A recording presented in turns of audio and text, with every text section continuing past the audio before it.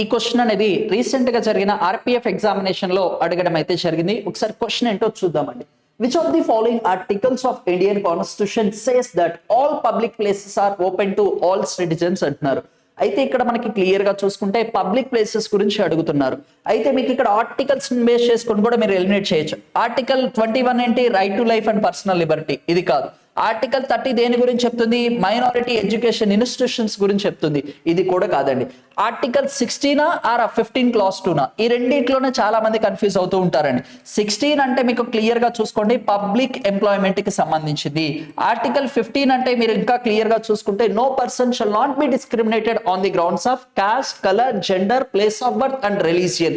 ఇది article 15 clause 1 లో mention చేశారు.